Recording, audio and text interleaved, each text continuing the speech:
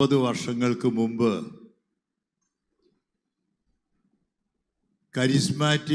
National charismatic leaders മീറ്റിങ്ങിലേക്ക് എൻ്റെ ക്ലാസ്മേറ്റായ മാത്യു നായിക്കമ്പറമ്പിൽ അച്ഛനെ ഞങ്ങളെ പഠിപ്പിക്കുക. എൻ്റെ ക്ലാസ്മേറ്റാണ്, ഞങ്ങൾ ക്ലാസ്മേറ്റ്സാണ്. ഞങ്ങളെ പഠിപ്പിച്ചിരുന്ന സ്പെയിൻകാരനായ മർസലീനോസ് അച്ഛൻ എന്നെ ബോംബെക്ക് കൊണ്ടുപോയി. 72 ധ്യാനമല്ല, 76 ഞാൻ അച്ഛനോട് പറഞ്ഞു, ഞാൻ ഡീക്കനായിരുന്നു, പറഞ്ഞു എൻ്റെ ചേട്ടൻ്റെ അടുത്തേക്ക് ബോംബെക്ക് ഞാൻ പോകുന്നുണ്ട്. അപ്പോൾ അച്ഛൻ പറഞ്ഞു, എത്ര നാളത്തേക്ക് വേണ്ടി? 2 ആഴ്ചയുണ്ട്. അയ്യോ എന്നോട് പറഞ്ഞു, അങ്ങനെയാണെങ്കിൽ ഞാൻ ധ്യാനത്തിനാ പോണേ, എൻ്റെ കൂടെ ധ്യാനത്തിന് വാ. എന്താണ് മർസലീനോസ് അച്ഛനെ നായിക്കമ്പറമ്പിൽ അച്ഛനെ ഓർക്കണ്ടല്ലോ അല്ലേ? ഞാൻ അവിടെ ചെന്നപ്പോൾ അവിടുത്തെ ബോംബെയിലെ സെമിനാരിയിൽ ഫാദർ റൂഫസ്, ഫാദർ ഫിയോ, നേരത്തെ ജോ പാച്ചേരിച്ചൻ സൂചിപ്പിച്ചതുപോലെ 72 2 അൽമാരുടെ തന്നെ നേതൃത്വത്തിൽ അവിടെ ആരംഭം കുറിച്ചപ്പോൾ 1967 2-ാം വത്തിക്കാൻ സൂനദോസിൻ്റെ പശ്ചാത്തലത്തിലുണ്ടായ ഒരു പുതിയ പന്തക്കുസ്ത, അന്ന് അതിനെ വിളിച്ചിരുന്നത് പെന്തക്കോസ്റ്റൽ ഗ്രൂപ്പിൽ ഒരു നവീകരണം ഉണ്ടായിരുന്നു. പക്ഷെ വത്തിക്കാൻ സൂനദോസിൻ്റെ വെളിച്ചത്തിൽ ഒരു നവീകരണം സഭയിലുണ്ടായി. അതിനെ വിളിച്ചിരുന്ന പേര് ന്യൂ പെന്തക്കോസ്റ്റ്, പുതിയ പന്തക്കുസ്ത അനുഭവം. അങ്ങനെ നേരത്തെ സൂചിപ്പിച്ച പോലെ ഡീക്കൺ യൂണിവേഴ്സിറ്റിയിലെ പിറ്റ്സ്ബർഗിൽ അവിടെ 1967 തുടങ്ങി വെച്ച ഈ ഒരു നവീകരണം, പരിശുദ്ധാത്മാവിൻ്റെ അഭിഷേകം, പരിശുദ്ധാത്മാവിൻ്റെ നവീകരണം, അത് താമസിയാതെ 72 ഇന്ത്യയിലേക്ക് എത്തി. അതിൽ നിന്ന് ഫാദർ ഫിയോ, ഫാദർ റൂഫസ് ബോംബെയിൽ നേതൃത്വത്തിൽ ധ്യാനങ്ങൾ നടത്തി. അൽമായരാണ് തുടങ്ങിയത്. അങ്ങനെ 76 നാഷണൽ കരിസ്മാറ്റിക് ലീഡേഴ്സ് ധ്യാനം, അതിനുവേണ്ടി ഇപ്പോൾ ഈ കൺവെൻഷനിൽ കേരളത്തിലെ എല്ലാ കരിസ്മാറ്റിക് നവീകരണത്തിൻ്റെ നേതാക്കന്മാരും ഇല്ലേ അലക്സ് പിതാവേ? ഇല്ലേ? അപ്പം എല്ലാ കരിസ്മാറ്റിക് നവീകരണ പ്രസ്ഥാനത്തും ഇതുപോലെ അന്ന് അറിയപ്പെട്ടിരുന്ന, ഇന്ത്യയിൽ അറിയപ്പെട്ടിരുന്ന വളരെ ചുരുക്കം കരിസ്മാറ്റിക് ലീഡേഴ്സ്. അപ്പോൾ ബോംബെയിൽ നിന്ന് മാത്രമായിരുന്നു. അതിൽ ആലുവ സെമിനാരിയിൽ നിന്ന് സ്പെയിൻകാരൻ, അദ്ദേഹം ആലുവ സെമിനാരിൽ ഇതിനെക്കുറിച്ച് ഒന്നും അറിയില്ല. അദ്ദേഹം യൂറോപ്പിൽ നിന്ന് കേട്ടിട്ട് പറഞ്ഞിട്ട് എന്നോട് പറഞ്ഞു, നീ വാ. അങ്ങനെ പോയി. അവിടെ ചെന്ന് കഴിഞ്ഞപ്പോഴാണ് ഇതൊരു പുതിയ ലോകം, ഇതെന്താണെന്ന് മനസ്സിലാവുന്നില്ല. ഫാദർ ഫിയോയുടെ പ്രസംഗം, റൂഫസിൻ്റെ പ്രസംഗം, അതൊക്കെ വളരെ നല്ലതാണ്. പിന്നെ ഇടയ്ക്കിടയ്ക്ക് ഹല്ലേലൂയ പറഞ്ഞുകൊണ്ടിരുന്നു. എനിക്ക് മനസ്സിലായില്ല. പിന്നെ ഞങ്ങളെല്ലാവരെയും പഠിപ്പിച്ചൊരു പാട്ടുണ്ട്. അതിങ്ങനെ ആവർത്തിച്ച് ഇത് ഗോൾഡൻ ജൂബിലി ആയതുകൊണ്ടാണ് ഈ ഗോൾഡൻ ജൂബിലി അനുഭവം. പ്രത്യേകിച്ച് ഞാൻ ഇന്ന് പറഞ്ഞു, മാത്യു അച്ഛൻ, പരക്കലച്ചനൊക്കെ പിന്നീട് വന്നതാ, അലക്സ് പിതാവും പിന്നീട് വന്നതാ. പക്ഷെ മാത്യു നായിക്കമ്പറമ്പിൽ അച്ഛന് ഞാൻ ഇവിടെ പിടിച്ചിരുത്തി. അച്ഛന് ഞാൻ പറയണമെങ്കിൽ അച്ഛനിരിക്കണം, കാരണം ഈ അനുഭവം പങ്കുവയ്ക്കാനാണ്. അങ്ങനെ വന്ന വഴിക്ക് പാട് പഠിച്ചു. ഇതിങ്ങനെ ആവർത്തിച്ച് പാടിക്കൊണ്ടിരിക്കുക. ആ പാട്ട് എൻ്റെ നല്ല പാട്ടൊന്നുമല്ല, പാട്ടുകാർ കൂടി ഉണ്ടല്ലോ, കുറച്ച് പേര് ആരെങ്കിലുമൊക്കെ ഉണ്ടോ? ഒന്ന് നിങ്ങൾക്ക് പാടാൻ പറ്റും ആ മോഡലിൽ? Jesus is Lord. ഇതാണ്. ഇത് പല പ്രാവശ്യം ഇങ്ങനെ ആവുമ്പോൾ എനിക്ക് എന്നത് മനസ്സിലായില്ല. അപ്പോൾ കരിസ്മാറ്റിക് അനുഭവം ഇതാണ്. ഹല്ലേലൂയ പറയുന്നു, പിന്നെ ജീസസ് ഈസ് ലോർഡ്. അത് ഞാനൊന്ന് പാടിക്കോട്ടെ? നിങ്ങൾ പാടുവോ? Jesus is Lord, Jesus is Lord, Jesus is Lord, Jesus is Lord. Hallelujah, hallelujah, hallelujah, hallelujah. ഒന്നുകൂടി. Jesus is Lord, Jesus is Lord, Jesus is Lord, Jesus is Lord, Jesus is Lord. Jesus is Lord. Jesus is Lord. Jesus is Lord. Hallelujah. Hallelujah. Hallelujah. Hallelujah. Hallelujah. Jesus is Lord. Jesus is Lord. Jesus is Lord. Jesus is Lord. Praise the Lord. Praise the Lord. Hallelujah. Hallelujah. അപ്പോഴാണ് ആദ്യമായിട്ട് ഈ praise the Lord ഞാൻ പറയാൻ തുടങ്ങി. Father ഫിയോ, father Rufus അപ്പോഴേക്കും international ധ്യാന പ്രസംഗങ്ങളായി കഴിഞ്ഞിരുന്നു. ചുരുങ്ങിയ കാലം കൊണ്ട് ബോംബെയിലെ മിക്കവാറും പള്ളികളിലും അപ്പോൾ കരിസ്മാറ്റിക് നവീകരണം 3-4 വർഷം കൊണ്ട് വളർന്നിരുന്നു. എനിക്ക് പുതിയ അനുഭവമാണ്. എന്നെ പ്രത്യേകം സ്പർശിച്ച ഒരു അനുഭവം അവിടെ വെച്ച് പ്രൈസ് ആൻഡ് വർഷിപ്പ് സ്തുതിപ്പൊക്കെ ഉണ്ടായിരുന്നു. ഞാനും സ്തുതിപ്പിൽ പങ്കെടുത്തു. ഞാൻ സ്തുതിപ്പിന് എതിരൊന്നുമല്ല, ഓവറും അല്ല. അന്നും ഇന്നും സ്തുതിപ്പിൻ്റെ കാര്യത്തിൽ ഞാൻ ഇന്ന് തന്നെ നിങ്ങളെ കൊണ്ട് സ്തുതിപ്പിച്ചില്ലേ, അത്രയ്ക്കേ ഉള്ളൂ. പക്ഷെ എന്നെ ഏറ്റവും അധികം സ്വാധീനിച്ചത് 2 പേരെ വിളിച്ച് എമ്മാവുസ് റിട്രീറ്റ്, എമ്മാവുസ് എക്സ്പീരിയൻസ് എന്ന് പറഞ്ഞ് അതിൽ നിന്ന് 2 പേരെ വിളിച്ച് നടത്തിച്ചു. അത് നമ്മുടെ കരിസ്മാറ്റിക്കിൽ അധികം ഉണ്ടായിട്ടില്ല കേട്ടോ. 2 പേര് വെച്ച് എല്ലാവരും നടത്തിച്ചു. എന്നിട്ട് പറഞ്ഞു, you walk like the 2 disciples who went to Emmaus. Emmaus ശിഷ്യന്മാരെ പോലെ 2 പേര് വെച്ച് നടക്കണം. നിങ്ങൾ ചിലപ്പോൾ വഴിയിൽ വെച്ച് എമ്മാവൂസ് ശിഷ്യന്മാരുടെ അനുഭവം നിങ്ങൾക്കുണ്ടാകും. അവരെ കുറിച്ച് പറഞ്ഞത് എന്താ? അവർ എന്തായിരുന്നു? 18ാമത്തെ അവർ മ്ലാനവതരായിരുന്നു. നിങ്ങളെ കണ്ടിട്ട് അതാ തോന്നണേ, നിങ്ങളെയല്ല, അന്ന് എന്നെ കണ്ടിട്ട് മ്ലാനവതരായിരുന്നു. പക്ഷെ അവരുടെ കൂടെ ഒരുത്തൻ നടന്നു. അതാണ് അതിലത്തെ പ്രധാനപ്പെട്ടത്. കൂടെ ഒരുത്തൻ നടന്നു, പക്ഷെ അവർ അവനെ തിരിച്ചറിഞ്ഞില്ല. കൂടെ നടന്നു. എന്താ തറിയിപ്പിക്കണേ? ഞങ്ങൾക്ക് രക്ഷകനായിട്ട് ഒരുത്തൻ വന്നിരുന്നു. അവൻ 3 പ്രാവശ്യം പ്രവചിച്ച്, അല്ലെങ്കിൽ അവൻ പറഞ്ഞ് ഞങ്ങൾ രക്ഷകനാണ്, പീഡകൾ സമായിരിക്കുന്നു. പക്ഷേ അവൻ മരിച്ചുപോയി. ഇന്ന കാലത്ത് കുറച്ച് പെണ്ണുങ്ങൾ ഞങ്ങൾക്ക് ഒരു അതിശയം തന്നത് അവൻ ഉയർത്തെഴുന്നേറ്റിരിക്കും. ഞങ്ങൾക്ക് ഇതൊന്നും മനസ്സിലാവുള്ളൂ. ഞങ്ങളുടെ വഴിക്ക് പോവുക. ജെറൂസലേമിൽ ഉയർന്ന മലയിൽ നിന്ന് എമ്മാവൂസിലെ താഴ്വരയിലേക്ക് 70 സ്ഥാദിയോൺ ദൂരത്തേക്ക് അവർ നടന്നു. എങ്ങനെ നടന്നേ? അപ്പൊ യേശു അവരെ കുറ്റപ്പെടുത്തി. യേശു കാറ്റഗിസം പഠിപ്പിച്ചു. യേശു വഴി കൂടെ നടന്ന് ധ്യാനിപ്പിച്ചു. ഞങ്ങളോട് പറഞ്ഞു, നിങ്ങൾ ഈ 2 പേര് കൂടി നടക്കുമ്പോൾ നിങ്ങളുടെ പഴയ ജീവിതകാലമൊക്കെ നിങ്ങൾ അങ്ങോട്ടും ഇങ്ങോട്ടൊക്കെ ചർച്ച ചെയ്യണം. പക്ഷെ ഒരു ബോധ്യം ഉണ്ടാവണം, ഒരുത്തൻ കൂടെ നടക്കേണ്ടത്. ഒരുത്തൻ നിങ്ങളോട് ഇടയ്ക്കിടയ്ക്ക് സംസാരിക്കുന്നു. ഇതൊരു എക്സ്പീരിയൻസ്. ഇനി നവീകരണത്തിൻ്റെ സുവർണ്ണ ജൂബിലി കഴിഞ്ഞത് ധ്യാനത്തിനൊക്കെ ഇതൊക്കെ കുഴപ്പമൊന്നുമില്ല കേട്ടോ.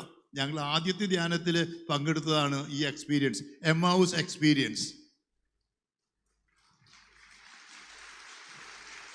വഴിയിൽ വെച്ച് ഈശോ അവരോട് പറഞ്ഞു, പഠിപ്പിച്ചു. നല്ല ധ്യാന പ്രസംഗം. പക്ഷെ അവർക്കൊന്നും മനസ്സിലായി. കൂടെ നടന്നതിന് തിരിച്ചു അറിഞ്ഞില്ല. വചനം വ്യാഖ്യാനിച്ചിട്ട് അവർക്ക് വേണ്ട തരത്തിൽ അതിനെ തിരിച്ചറിഞ്ഞില്ല, ജ്വലിച്ചില്ല. അവർ പോയി. ഇതുപോലെ ചിലപ്പോൾ സംഭവം ഉണ്ടാവുമെന്ന് ഞങ്ങളോട് പറഞ്ഞു. അതിൻ്റെ ഇടയിൽ ഒരു വാക്കും കൂടി പറഞ്ഞു. പ്രവാചകന്മാർ പറഞ്ഞിട്ടുള്ള കാര്യങ്ങളെല്ലാം മനസ്സിലാക്കാൻ പെട്ടുപോയ എങ്ങനെ പിന്നെ എന്ത് പറഞ്ഞ് അവരെ വാക്ക് ഉപയോഗിച്ച വാക്ക് ഏതാ? ഏത്? മ്ലാനവതര് മാത്രമല്ല, ഭോഷന്മാരാണ്. ഞാൻ നിങ്ങളോട് ചോദിക്കട്ടെ, 18-ാമത്തെ വാക്യത്തിലാണെന്ന് എൻ്റെ ഓർമ്മ. ആ കൂടെ നടന്നതിൽ ഒരുത്തൻ്റെ പേര് മറ്റവൻ്റെ പേരെന്താ? മറ്റവൻ്റെ പേര് അറിയണമെന്ന് ആഗ്രഹമുണ്ടാ? എല്ലാം അങ്ങനെ ഈ 18-ാമത്തെ എമ്മാവൂസ് ശിഷ്യന്മാരിൽ 2 പേരിൽ ഒരുത്തൻ്റെ പേര് ക്ലെയോഫാസ്, മറ്റവൻ്റെ പേര് അറിയണമെന്ന് ആഗ്രഹമുള്ളവർ എല്ലാവരും കൈയൊന്ന് ഉയർത്തിയാ എന്ന് കഴിഞ്ഞിട്ട് ഇങ്ങനെ ഒന്ന് കാണിച്ചേ. അപ്പൊ 2-ാമത്തെ ആള് തിരിച്ചറിഞ്ഞ അവര് വിളിച്ച പേര് ബോഷന്മാർ. ഒന്ന് പ്രൈസ് ദി ലോർഡ് പറഞ്ഞേ. അപ്പൊ തിരിച്ചറിഞ്ഞില്ലേ? പിന്നെ യേശു അങ്ങ് പോകും. അത് കഴിഞ്ഞിട്ട് അവര് പറഞ്ഞു, ഈ എമ്മാവൂസ് എക്സ്പീരിയൻസിൽ ഏറ്റവും പ്രധാനപ്പെട്ടത് സന്ധ്യയായപ്പോൾ എന്തുണ്ടായി? 28-ാമത്തെ വാക്യത്തില് അവൻ തുടർന്ന് നടക്കുന്നു, അകലുന്നതായി തോന്നി. ഈ എക്സ്പീരിയൻസിൽ കൂടെ നടക്കുന്ന യേശു നിങ്ങളുടെ ജീവിതത്തിൽ ഷെയർ ചെയ്യണം. എപ്പോഴൊക്കെയാണ് നിങ്ങൾക്ക് ക്രിസ്തുവിനെ കാണാതായിട്ടുള്ള അനുഭവങ്ങൾ ഉണ്ടായതെന്ന് നിങ്ങൾ ഷെയർ ചെയ്യണം. ചില ദിവസം രാത്രി ഈ മെത്രാനാകുന്ന അത്ര സുഖമുള്ള പരിപാടിയല്ല എന്ന് നിങ്ങൾക്ക് അറിയാലോ അല്ലേ? ഇല്ലെങ്കിൽ ഇന്നലെയും കൂടി എനിക്ക് ഒരു നേതാവിൻ്റെ, പുതിയ അടുത്ത കൂടി ഉണ്ടാ, അദ്ദേഹത്തിൻ്റെ ഫ്രണ്ട് ഒരു നേതാവിൻ്റെ നല്ല തെറി കേട്ടു. അത് അപ്പോൾ അത് കഴിഞ്ഞപ്പോൾ എനിക്കൊരു സുഖമുള്ളത്, സന്തോഷം എന്ന് വെച്ചാൽ ചില ദിവസം ആരും കാണാതെ ഞാൻ പള്ളിയിലേക്ക് പോകും, ആരൊന്നും ഇല്ലയെന്ന് ഉറപ്പാക്കിയിട്ടേ പോകുള്ളൂ. എന്നിട്ട് കർത്താവ് 2 വഴക്ക പറയും, നീ എന്തുട്ടാ ഇങ്ങനെ ചെയ്തതെന്ന് ചോദിച്ചു വഴക്ക് പറയുമ്പോൾ എനിക്കൊരു സന്തോഷമാണ്. കർത്താവിനോട് വഴക്ക് പറയാം, ഞാനൊക്കെ ചെയ്തിട്ടുണ്ട് കേട്ടോ. അച്ഛന്മാരോട്, പിതാവേ, ഞാൻ പരസ്യമായിട്ട് സംസാരിക്കണേ, കർത്താവിനോട് ഞാൻ വഴക്ക് പറഞ്ഞിട്ടുണ്ട്. ചില ആരും ഇല്ലാന്ന് നോക്കിയിട്ട് അങ്ങനെ കുറ്റം പറയാറുള്ളൂ. എന്താ നീ ഇങ്ങനെ ചെയ്തേ കർത്താവേ? അത് നിനക്ക് വേണ്ടതാന്ന് പറയുകയും ചെയ്യും. അപ്പോൾ എമ്മാവൂസ് ശിഷ്യന്മാരോട് പറഞ്ഞു, ഇത് നിങ്ങൾ ഷെയർ ചെയ്യണം. കർത്താവ് എവിടെ പോയി എന്നുള്ള കർത്താവ് അകലുന്നൊരു ഭാവത്തിൻ്റെ. പക്ഷേ ജോൺ പോൾ 2-ാമൻ മാർപ്പാപ്പ, വിശുദ്ധ പാപ്പ, പരിശുദ്ധ കുർബാനയെ കുറിച്ച് എഴുതിയ അതിമനോഹരമായ ചാക്രിക ലേഖനത്തിൻ്റെ പേരാണ് മാനെ നൊബിസ്കും ദോമി. അതിൻ്റെ അർത്ഥം നാഥ കൂടെ വസിക്കണമേ. എല്ലാവരും ഒന്ന് ഉറക്കെ കർത്താവിനോട് നാഥ കൂടെ വസിക്കണമേ എന്ന് പറഞ്ഞേ. ഒന്നുകൂടി ഉറക്കെ പറഞ്ഞേൻ. അപ്പൊ ഈ എമ്മാവൂസ് ശിഷ്യന്മാര് വന്നു കഴിഞ്ഞാൽ, അത് കഴിഞ്ഞാൽ തിരിച്ചു വന്നിട്ട്, അത് കഴിഞ്ഞിട്ടാണ് കുർബാന. ആ എമ്മാവൂസ് ശിഷ്യന്മാരെല്ലാവരും പോയി വഴക്ക് പറഞ്ഞ് ഏകദേശം പരസ്പരം അങ്ങോട്ട് സംസാരിക്കുന്ന മാതിരി നിങ്ങളുടെ എല്ലാ വിഷമങ്ങളും പറയണം. ഇതെല്ലാം കഴിഞ്ഞു. അത് കഴിഞ്ഞ് കർത്താവെ കൂടെ വസിക്കണമേ. അത് ഇന്ന് ഞാൻ മറക്കില്ല, ആ എമ്മാവൂസ് അനുഭവം. അത് കഴിയുമ്പോൾ കർത്താവ് എന്താ ചെയ്തേ? അപ്പമെടുത്ത് വാഴ്ത്തി മുറിച്ച് കൊടുത്തപ്പോൾ എന്ത് സംഭവിച്ചു? 30-ാമത്തെ വാക്യത്തിൽ അവർ അവനെ, അതുവരെ തിരിച്ചറിയാത്ത യേശുവിനെ അവർ തിരിച്ചറിഞ്ഞു. കരിസ്മാറ്റിക് കൺവെൻഷൻ ആരംഭിച്ചപ്പോൾ, ഈ നവീകരണം ഉണ്ടായപ്പോൾ, ഒരുപാട് പേർക്ക് തിരിച്ചറിയാത്ത കർത്താവിനെ തിരിച്ചറിയാൻ, കണ്ണുണ്ടായിട്ടും കാണാതിരുന്ന കർത്താവിനെ തിരിച്ചറിയാൻ കാരണമായത് ഈ നവീകരണമാണെങ്കിൽ ഒരു നല്ല പ്രൈസ് ദി ലോർഡ് പറഞ്ഞേ. അതിന്റെ സുവർണ ജൂബിലിയാണ്. പക്ഷെ അത് മാത്രമല്ല, കർത്താവ് പറഞ്ഞ വാക്യങ്ങൾ അവരുടെ ഹൃദയത്തിൽ എന്തു സംഭവിച്ചു? അപ്പോൾ വചനത്തിന് അർത്ഥം മനസ്സിലാക്കാതിരുന്നപ്പോൾ, ഈ നായിക്കമ്പറമ്പൻ ആദ്യത്തില് കൺവെൻഷന് പ്രസംഗം തുടങ്ങി കഴിഞ്ഞപ്പോൾ ആദ്യത്തില് മനസ്സിലാകാതിരുന്നില്ല. പക്ഷെ പരിശുദ്ധാത്മാവിന്റെ അഭിഷേകം വന്നു കഴിഞ്ഞപ്പോൾ എല്ലാവരുടെയും ഹൃദയം ജ്വലിച്ചു. ഇല്ലേ? ഒരു പ്രൈസ് ദി ലോർഡ് കൂടി പറഞ്ഞേ. അതെനിക്കൊരു അനുഭവമായി. ഈ സ്തുതിപ്പുണ്ടായിരുന്നു, നന്നായിട്ട് പ്രൈസ് ദി ലോർഡ് പറഞ്ഞു. പിന്നെ ഞാൻ ഇടയ്ക്കിടയ്ക്ക് ഉള്ളിൽ ഇങ്ങനെ പ്രൈസ് ദി ലോർഡ് പറയും, കാരണം അതൊരു ശൈലിയായി. എന്നിട്ട് ഞങ്ങളോട് പറഞ്ഞു, എല്ലാവരും ഇതിപ്പോൾ ഈ കരിസ്മാറ്റിക് നവീകരണത്തിൽ അന്ന് തുടക്കത്തിലുണ്ടായിരുന്നു. നമ്മൾ ധ്യാനിച്ചപ്പോൾ 1976 സെപ്റ്റംബർ മാസത്തിൽ ആലുവ സെമിനാരിയിൽ ഫാദർ ഫിയോ, ഫാദർ റൂഫസ് ആണ് കേരളത്തിലത്തെ ആദ്യത്തെ കരിസ്മാറ്റിക് ധ്യാനം ആലുവ സെമിനാരിയിൽ നടന്നത്. അതിന് കാരണക്കാരൻ ഫാദർ മാർസിലിനോസ് തന്നെയാണ്, സ്പെയിൻകാരൻ. അങ്ങനെ വന്ന് ആലുവ സെമിനാരിയിൽ കേരളത്തിലത്തെ ആദ്യത്തെ ധ്യാനം കഴിഞ്ഞു. ആ ധ്യാനത്തിൽ പങ്കെടുത്ത ആളാണ് ഈ അച്ഛനും ഞാനും.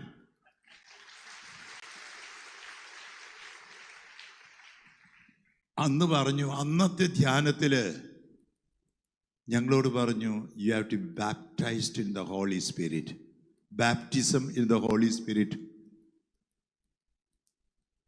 ഞാൻ ഇന്നും ഓർക്കുന്ന ഒരു അനുഭവം, സ്തുതിപ്പും പ്രാർത്ഥനകളും പ്രൈസ് ദി ലോർഡും പ്രൈസ് ജീസസ് ഈസ് ലോർഡ് എന്നൊക്കെ എല്ലാം പറഞ്ഞ് കുറേയേറെ പ്രാർത്ഥനയ്ക്ക് ശേഷം ഓരോ വ്യക്തിയുടെ മേലും എൻ്റെ മേലും എല്ലാവരും കൈവച്ച് പറഞ്ഞു, you be baptized in the holy spirit. അപ്പോൾ baptism in the holy spirit ഞാൻ സ്വീകരിച്ചത്, മാമോദിസ സ്വീകരിച്ചതാ, തൈലാഭിഷേകം ആൽപ്പാട്ട് പിതാവിൽ നിന്ന് കിട്ടിയതാ, പരിശുദ്ധ കുർബാന ആദ്യ കുർബാന സ്വീകരണം നടത്തി. ഇന്ന് കാലത്ത് ഈ പാച്ചേരിയച്ചനും ഞാനും കൂടി എത്ര പിള്ളേർ 118 പേർക്ക് ആഘോഷമായി ദിവ്യകാരുണ്യ സ്വീകരണം, അതിൽ 10 പേർക്ക് പരിശുദ്ധാത്മാവൊക്കെ നൽകിയതാണ് ഞങ്ങൾ കത്തീഡ്രലിൽ.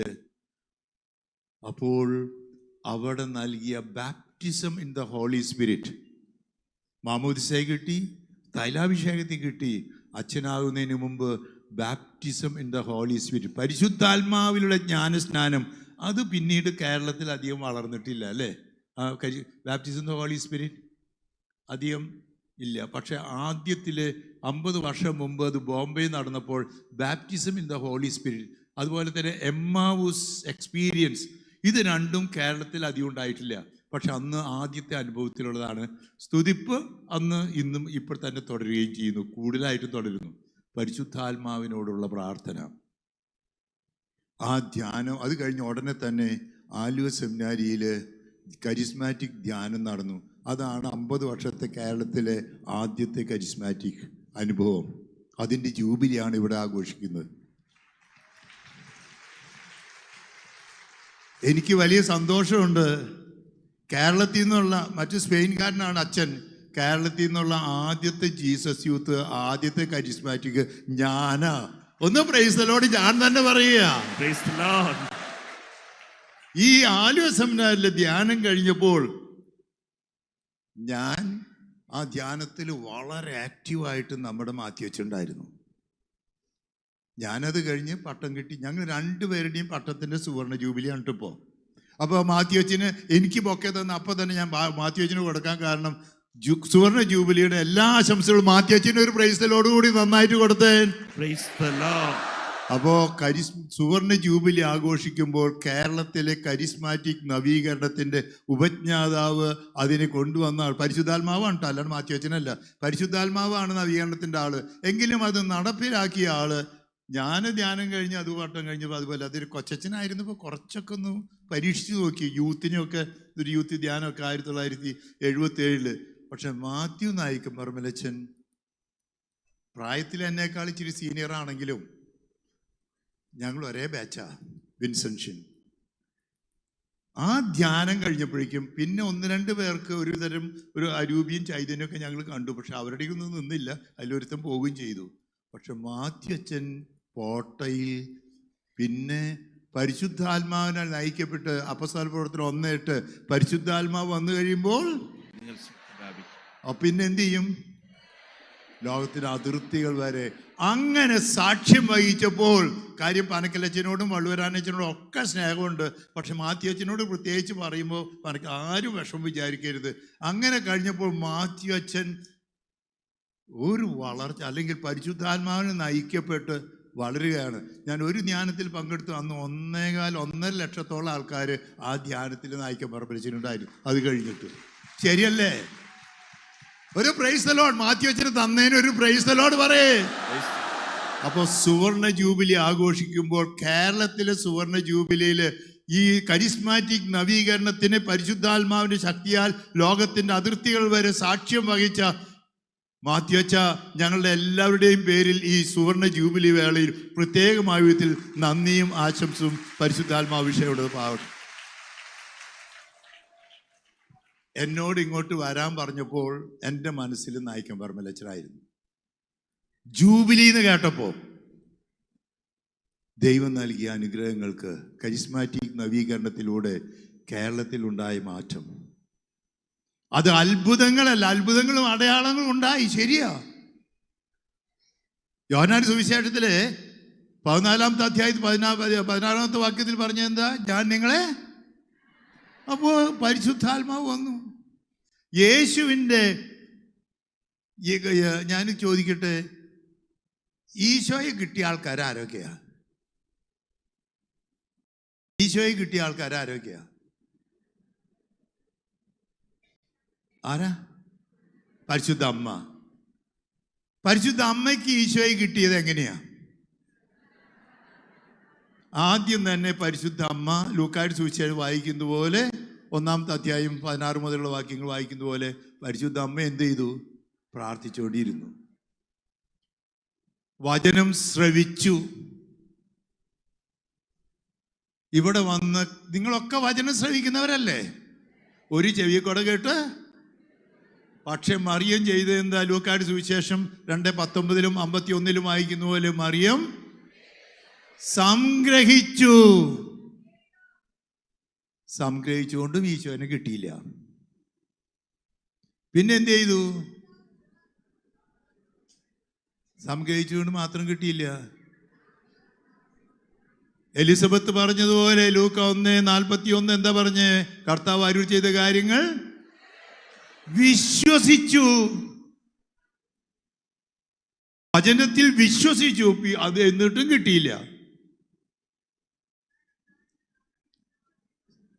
ലൂക്ക 1:38 അപ്പോ ശ്രവിച്ചു, സംഗ്രഹിച്ചു, വിശ്വസിച്ചു, എന്നിട്ടും കിട്ടിയില്ല. ലൂക്ക 1:38 സ്വീകരിച്ചു, എന്നിട്ടും കിട്ടിയില്ല. ഈശോയെ എങ്ങനെ കിട്ടാന്ന് ചോദിച്ചേ? നിങ്ങൾക്കൊക്കെ ഈശോയെ കിട്ടിയവരാണോ? എങ്ങനെ കിട്ടിയേ? മറിയം ചോദിച്ചു, ഇതെങ്ങനെ സംഭവിക്കും? ലൂക്ക 1:35 പരിശുദ്ധാത്മാവ്. അപ്പൊ പരിശുദ്ധാത്മാവ് വന്നപ്പോഴാണ്.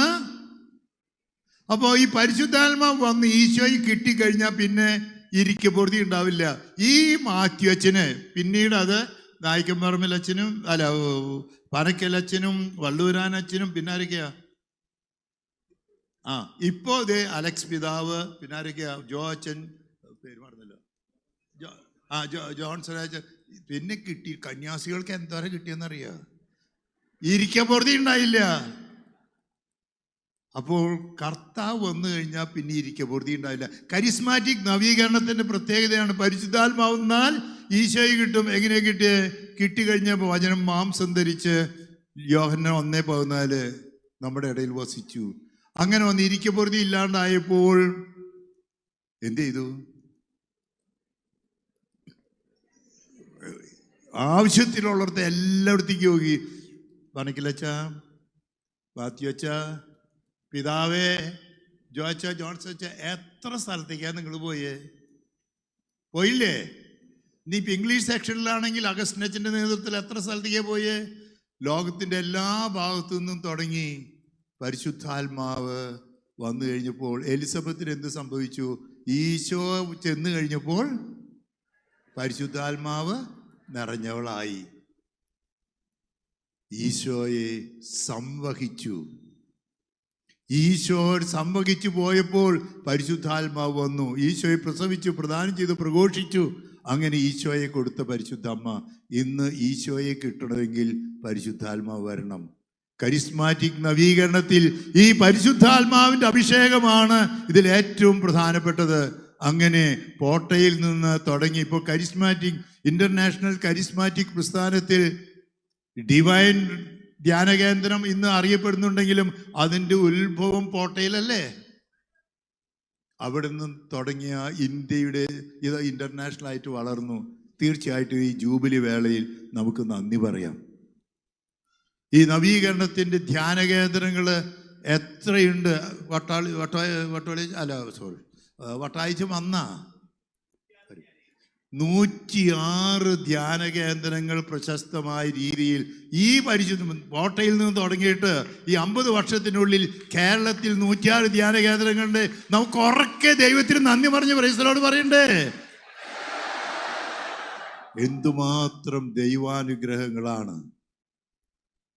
വചനം മാംസം ധരിക്കുന്ന സ്ഥലങ്ങൾ എല്ലാ ഇടവകളിലുണ്ടായി, ഒരുപാട് കുടുംബങ്ങളിലുണ്ടായി, ധ്യാന കേന്ദ്രങ്ങളിലുണ്ടായി. അതിൻ്റെ ഫലങ്ങൾക്കെല്ലാം നമ്മൾ ഇന്ന് നന്ദി പറയുക. റോമ 8:14 എന്താണ്? ദൈവാത്മാവിനാൽ നയിക്കപ്പെടുന്നവരെല്ലാം. അപ്പോൾ ഇന്ന് ലോകത്തിൻ്റെ വിവിധ ഭാഗങ്ങളിൽ ദൈവാത്മാവിനാൽ നയിക്കപ്പെടുന്ന ഒരുപാട് മനുഷ്യരുണ്ടായതിന്, ശക്തി പ്രാപിച്ചതിന്, പരിശുദ്ധാത്മാവിൻ്റെ അഭിഷേകം ലഭിച്ചതിന് ഈ ജൂബിലി വേളയിൽ കോട്ടയിൽ നിന്ന് ആരംഭിച്ച് ഡിവൈനിലൂടെ വന്ന് പിന്നെ എത്ര ധ്യാനകേന്ദ്രം? 106 ധ്യാനകേന്ദ്രം. അവിടെയെല്ലാം ദൈവാത്മാവിൻ്റെ അഭിഷേകത്തിൻ്റെ പ്രവർത്തനങ്ങൾ സമൃദ്ധമായി നൽകുന്നതിന് യേശു പറഞ്ഞു, അനാഥരായി വിടുകയില്ല. സത്യാത്മാവ് വരുമ്പോൾ,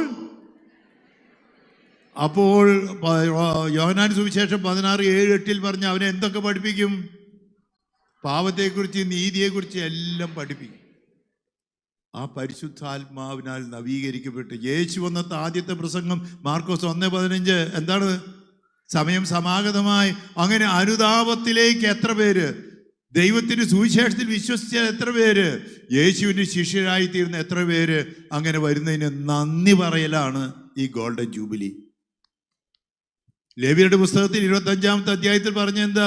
ഇത് ജൂബിലി വർഷമാണ്, അത് വിശുദ്ധ വത്സരമാണ്, അത് നിങ്ങൾക്ക് സ്വാതന്ത്ര്യത്തിലേക്ക് നയിക്കണം. എന്താണ് സ്വാതന്ത്ര്യം? ഇന്ന് സുവർണ ജൂബിലി ആഘോഷത്തിൻ്റെ കുർബാന ഉണ്ടായിരുന്നു. നിർമ്മലദാസികളുടെ ഹോളി കമ്മ്യൂണിയൻ കഴിഞ്ഞ് സുവർണ ജൂബിലി കുർബാനയായിരുന്നു. അപ്പോൾ രജതുവിൽ 8-15 പേര്, 8 സുവർണ ജൂബിലി, 7 രജത ജൂബിലി, അവരുടെ അത് കഴിഞ്ഞ് ഇന്ന് പിന്നെ 5-6 പരിപാടികളായിരുന്നു. അതിനിടയിൽ അവരോട് ചോദിച്ചു, സുവർണ ജൂബിലി ലേവ്യരുടെ പുസ്തകത്തിൽ പറഞ്ഞത് എന്താ? ഇത് നിങ്ങൾക്ക് വീണ്ടെടുപ്പ് വർഷമാണ്. അതുകൊണ്ട് ഈ സുവർണ ജൂബിലി ആഘോഷിക്കുമ്പോൾ കരിസ്മാറ്റിക് ധ്യാന കേന്ദ്രങ്ങളിലെ ഡയറക്ടർമാരെ, പഴയ ഡയറക്ടർമാരെ, അതിന് നേതൃത്വം കൊടുത്ത അലക്സ് പിതാവേ, ഇതൊരു വീണ്ടെടുപ്പ് വർഷമാണ്, വീണ്ടെടുപ്പിന്റെ അവസരമാണ് ഈ സുവർണ ജൂബിലി. ഏതെങ്കിലും കാരണവശാൽ കരിസ്മാറ്റിക് നവീകരണത്തിന്റെ ചൈതന്യത്തിൽ വീഴ്ച വന്നിട്ടുണ്ടെങ്കിൽ നമുക്ക് വീണ്ടെടുത്ത് ഉറക്കെ ശക്തി പ്രാപിക്കാൻ വേണ്ടിയിട്ട് നമുക്ക് ഒരുമിച്ച് ഒരു പ്രൈസ് ദി ലോർഡ് പറയാം. ഒന്നുകൂടി നവീകരിക്കപ്പെട്ട് ശക്തിപ്പെട്ട് പറയാം. അപ്പൊ അതിനാണ് ഈ ഗോൾഡൻ ജൂബിലി. പരിശുദ്ധ അമ്മയെപ്പോലെ ദൈവവചനത്തിന് മുമ്പിൽ സ്വാതന്ത്ര്യ പ്രഖ്യാപനം നടത്തണം. മറിയം നടത്തിയ സ്വാതന്ത്ര്യത്തിന്റെ ഡെഫിനിഷനും പ്രഖ്യാപനം ഏതാ? ലൂക്ക 1:38. കർത്താവിന്റെ ദാസി നിന്റെ വചനം പോലെ. അപ്പോൾ കരിസ്മാറ്റിക് നവീകരണത്തിന്റെ ഏറ്റവും പ്രധാനപ്പെട്ട കാര്യം വചനം ശ്രവിക്കലാണ്, വചനം മാംസം കൊടുക്കലാണ്, പരിശുദ്ധാത്മാവിനാൽ വചനത്തിന് മാംസം കൊടുക്കലാണ്. അതുകൊണ്ട് എല്ലാവരും ഒന്ന് ഉറക്കെ ലൂക്ക 1:38 മറിയത്തെ പോലെ സ്വാതന്ത്ര്യത്തിന്റെ പ്രഖ്യാപനം നടത്താമോ? എല്ലാവരും ഉറക്കെ, ഇതാ നിന്റെ വാക്ക്. അപ്പോ ദൈവത്തിന്റെ വചനം നമ്മിൽ നടക്കണം. ഇതാണ് സുവർണ ജൂബിലിയുടെ. പിന്നെ പറഞ്ഞെന്താ? ഓരോരുത്തരും ലേവ്യരുടെ പുസ്തകം 25-ാമത്തെ അധ്യായത്തില് ഓരോരുത്തരും തങ്ങളുടെ സുവർണ ജൂബിലി ആഘോഷിക്കുമ്പോൾ ലേവ്യരുടെ പുസ്തകത്തിൽ പറഞ്ഞത് വീണ്ടെടുപ്പ് വർഷമാണ്, നിങ്ങൾക്ക് സ്വാതന്ത്ര്യം പ്രഖ്യാപിക്കണം, ഇത് വിശുദ്ധ വത്സരമാണ്. ഓരോരുത്തരും തങ്ങളുടെ കുടുംബത്തിലേക്ക് തിരിച്ചു പോകട്ടെ.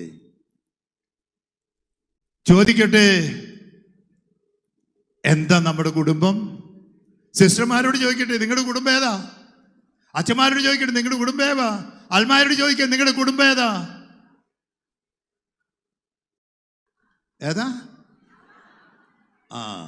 അവിടെയാണ് ചിലപ്പോഴൊക്കെ നമ്മുടെ ചില കരിസ്മാറ്റിക് നേതൃത്വത്തിലുള്ളവര് അവിടെ ഇവിടെയൊക്കെ കുടുംബത്തിൽ നിന്നും.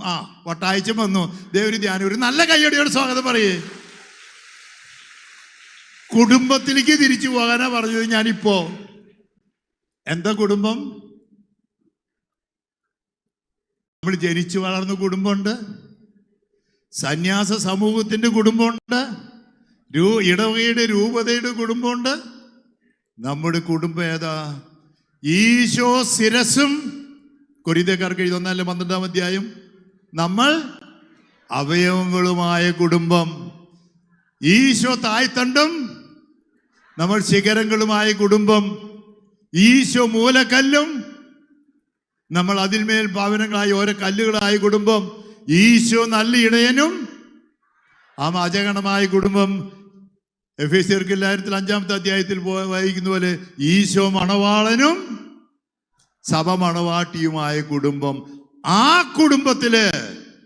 കുടുംബത്തിന്റെ ശൈലി അനുസരിച്ച് ഇപ്പൊ ഈ ദിവസങ്ങളിൽ ഞാൻ തന്നെ ചിലരോട് ചില കരിസ്മർ പറഞ്ഞു, പുസ്തകത്തിൽ പശയുണ്ട്, ടീച്ചിങ്ങിൽ പശയുണ്ട്.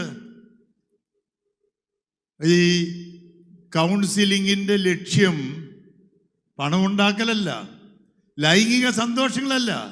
കൗൺസിലിങ്ങിലെ ലക്ഷ്യം സ്വന്തം കുറച്ച് ആൾക്കാരുണ്ടാക്കുന്ന ഗ്രൂപ്പിസം ഉണ്ടാക്കലല്ല. കൗൺസിലിങ്ങിലെ ലക്ഷ്യം ഈശോയെ കാണിച്ചു കൊടുക്കല, ഈശോയുടെ അനുഭവം ഉണ്ടാക്കല, ഈശോയുടെ ആത്മാവിന്റെ അഭിഷേകം നൽകല.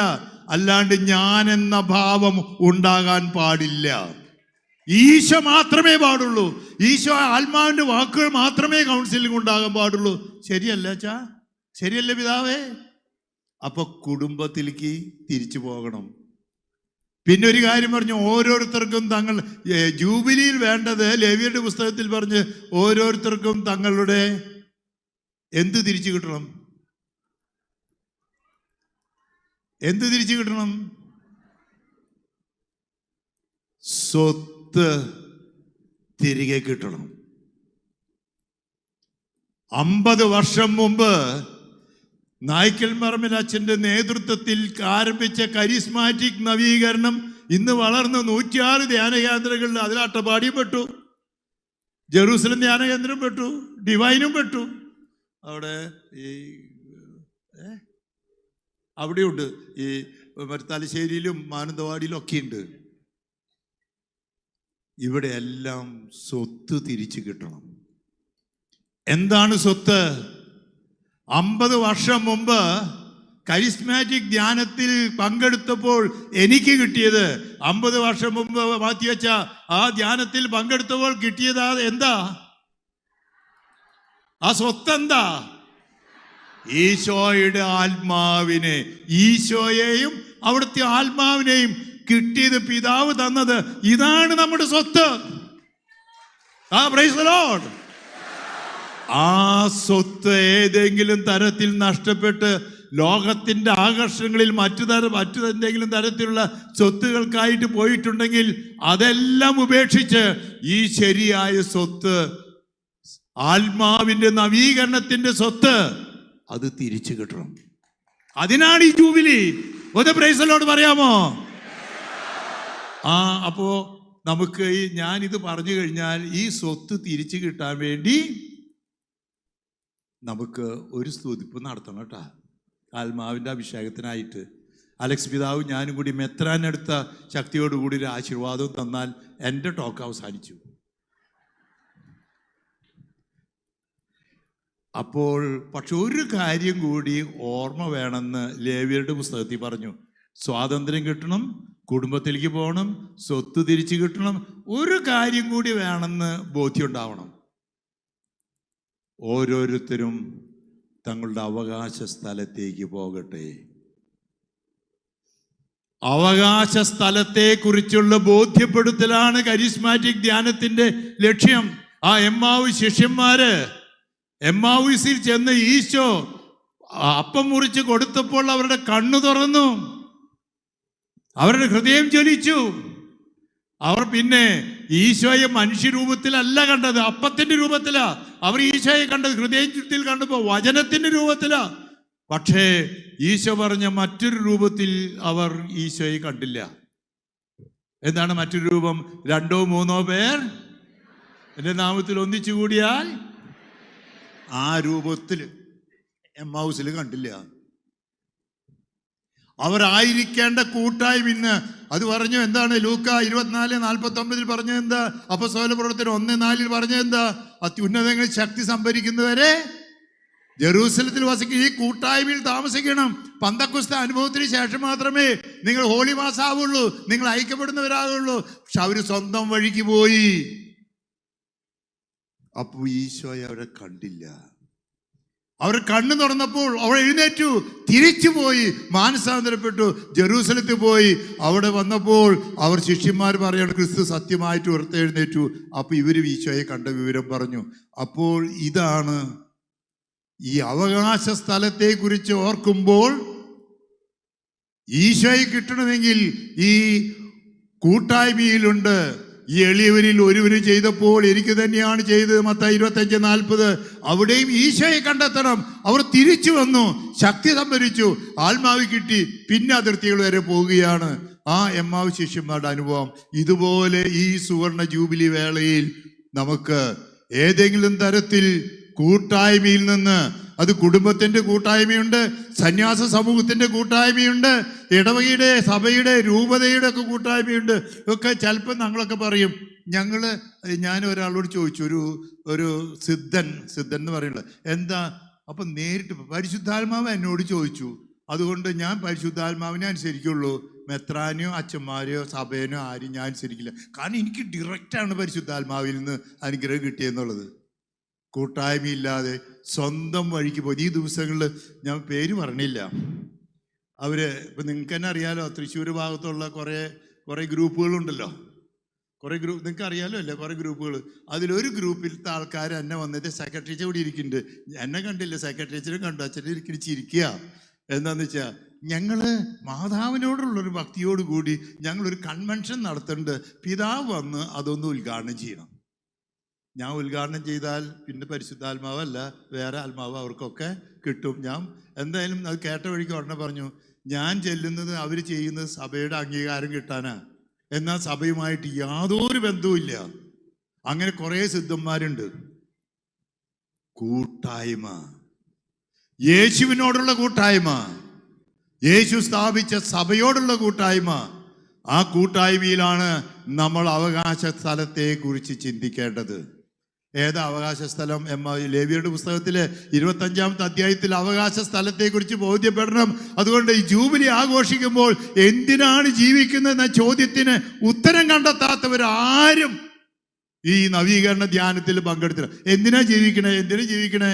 ഉൽപ്പത്തി പുസ്തകം 2-ാമത്തെ അധ്യായം 7-ാം വാക്യത്തിൽ മണ്ണീന്ന സൃഷ്ടിച്ച്. നമ്മളൊക്കെ എത്ര കിലോ? ഞാനിപ്പോ 79 കിലോ മണ്ണാ.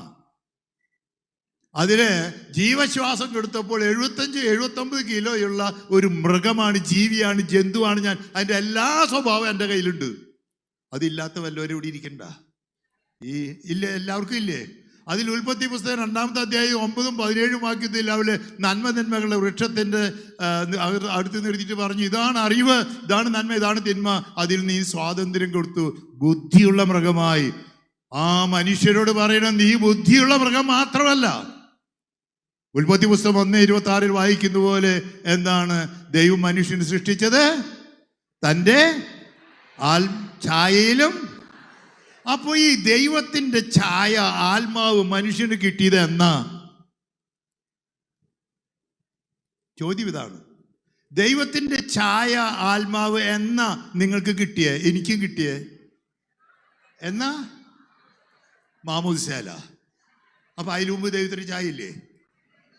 അപ്പൊ അമ്മയുടെ ഉദരത്തിൽ ഉരുവാകുമ്പോഴാണ്. ജെറമ്യാ പ്രവാചകന്റെ പുസ്തകത്തിൽ എന്നാ പറഞ്ഞ, നിന്റെ അമ്മയുടെ ഉദരത്തിൽ ഉരുവാകുന്നതിന് മുമ്പേ.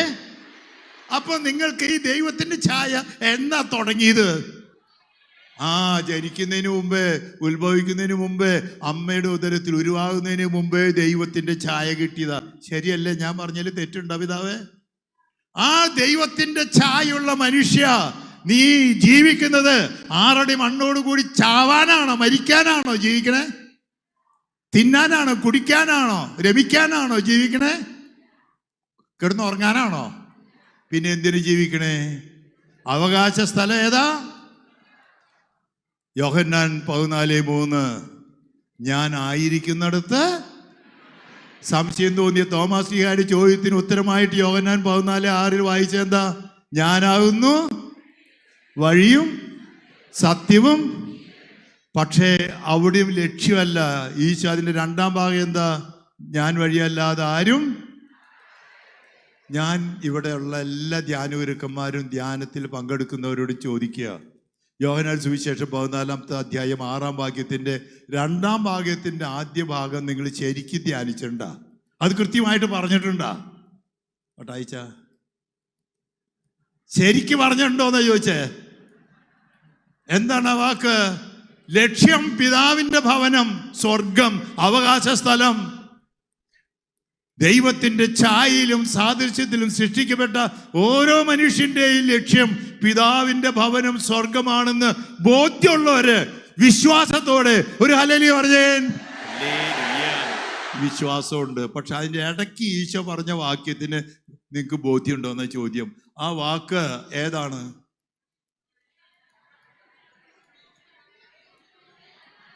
ആ വാക്ക് ഏതാന്ന് ഉറക്കെ പറഞ്ഞേൻ. ഞാൻ വഴിയല്ലാതെ, എന്നിലൂടെ അല്ലാതെ. അപ്പൊ സ്വർഗ അവകാശ സ്ഥലത്തേക്ക് പോകണമെങ്കിൽ കരിസ്മാറ്റിക് നവീകരണ പ്രസ്ഥാനത്തിൽ ജൂബിലി വർഷത്തില് 50 വർഷം ഇതിൽ പങ്കെടുത്ത മാറ്റിവെച്ച ഞാനും നിങ്ങളാരും 50 വർഷത്തിന്റെ ചരിത്രം പറയാനില്ല. ഞങ്ങൾ 2 പേരേ ഉള്ളൂ. ഞങ്ങളുടെ ബാച്ചിലുണ്ടായിരുന്ന അച്ഛന്മാരൊക്കെ ഉണ്ട്. ഇപ്പോൾ ഇതിൽ ഞങ്ങൾ കൂടി അച്ഛൻ അന്ന് വരാൻ സാധിച്ചില്ല, അറിഞ്ഞില്ല. അപ്പോൾ ഞങ്ങൾ ഇപ്പോൾ കഴിഞ്ഞ ദിവസം എൻ്റെ ക്ലാസ്മേറ്റ്സൊക്കെ ഒന്ന് ആലുവ സെമിനാരിൽ കൂടി ഈ അനുഭവം പങ്കുവയ്ക്കുകയായിരുന്നു. പക്ഷെ ബോധ്യമുണ്ടോ എന്നാണ് ചോദ്യം. ഏറ്റവും പ്രധാന, ഞാൻ വഴിയും സത്യവും ജീവനുമാകുന്നു, പിതാവിൻ്റെ ഭവനത്തിൽ എത്തില്ല. എന്നാൽ ഏറ്റവും പ്രധാനമായിട്ട് എനിക്ക് തോന്നുന്നത് ഈശോ പറഞ്ഞ വാക്ക്, എന്നിലൂടെ അല്ലാതെ, ഞാൻ വഴി അല്ലാതെ ആർക്കും ഈ അവകാശ സ്ഥലം കിട്ടില്ല. ചോദിക്കട്ടെ, നമുക്ക് എത്ര ദൈവങ്ങളാ ഉള്ളേ? എല്ലാവരും എത്ര സ്ഥലം ധ്യാന കേന്ദ്രത്തിൽ മാറി മാറി, അത് കഴിഞ്ഞിട്ട് പിന്നെ വേറെ പല സ്ഥലങ്ങളിലേക്കൊക്കെ, ഒരുപാട് സ്ഥലങ്ങളിലേക്ക് ഈ ലക്ഷ്യം നേടി പോണില്ലേ? എത്ര എല്ലാ മത നേതൃത്വങ്ങളിലൊക്കെ പോകണില്ലേ? പിന്നെ എല്ലാ സിദ്ധന്മാരുടെ അടുത്തേക്കും പോണില്ലേ? ഞാൻ നിർത്തുക. ഞാൻ ചോദിക്കട്ടെ, എന്നിലൂടെ അല്ലാതെ യേശുവാണ് ഏകലോക രക്ഷകരെന്ന് ബോധ്യപ്പെട്ട് പഠിപ്പിക്കുന്നുണ്ടോ അച്ഛന്മാരെ, പിതാക്കന്മാരെ? യേശുവാണ് ഏകലോക രക്ഷകരെന്ന് ബോധ്യമുള്ള കരിസ്മാറ്റിക് ധ്യാനത്തിൽ പങ്കെടുത്തവരാണോ നിങ്ങള്? ആണോ? അങ്ങനെയാണെങ്കിൽ എല്ലാവരും 2 കൈ ഉയർത്തിയിട്ട് ഒന്ന് പ്രൈസ് ദി ലോർഡ് പറഞ്ഞേ, ഹല്ലേലൂയ പറഞ്ഞേ. Jesus is Lord, Jesus is Lord, Jesus is Lord, Jesus is Lord. Hallelujah, hallelujah, hallelujah, hallelujah. Jesus is Lord, Jesus is Lord, Jesus is Lord.